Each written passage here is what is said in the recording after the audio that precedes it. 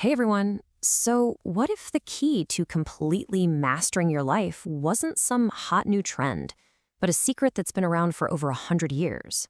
Well, today, we're going to dive deep into that blueprint that's already living right inside your mind. A person is unlimited only by the thoughts that he chooses. Wow. Just let that sink in for a second. It basically means the only cages we ever live in are the ones we build ourselves, right inside our own heads. So, who actually said this?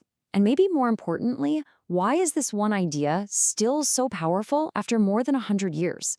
What's the secret? While the answer lies in this short but incredibly powerful little book from way back in the early 1900s. It's called As a Man Thinketh, and it was written by James Allen, who is, a real pioneer of what we now call the self-help movement. So back in 1903, Allen drops this little gem on the world. And get this, he made it short on purpose. We're talking less than 50 pages. The whole idea was that it should be super simple, easy to digest, and literally small enough to fit in your pocket. But don't let the size fool you. Its impact was absolutely massive. It's become a cornerstone text on the power of our thoughts. Okay, so what's the core principle of this whole thing? It's actually super simple, but so profound. Allen's main point is that the real key to mastering your life is learning how to harness the power of your own thoughts. It's all about building that successful, positive mindset from the inside first. Now, to really get this, Allen uses this brilliant metaphor. I love this. He says, just think of your mind as a garden. And in that garden, every single thought you have is a seed. Some of those seeds are going to grow into beautiful flowers, and others, well, they're just weeds. And here's how it works, right? It's a clear progression. First, a thought gets planted. That's the seed. If you water that thought, if you give it attention, it blossoms into an action. And then, when you repeat those actions over and over again, they harden and solidify into your character. I mean, they literally become who you are. Isn't that an incredible concept? A tiny little seed can grow into a huge tree. And in the exact same way, one single thought can become the root of a massive, life-changing decision. Just think about it for a second. This is why someone who's always pessimistic might give up so easily, right? Those negative little thought seeds they've been planting directly lead to the action of, well, inaction. Okay, so if our thoughts build our character, how does that actually translate to the world around us, our actual reality? Well, the connection is way more direct than you might think. It really comes down to two different mindsets we can have. The first one is that victim mentality. Life happens to me.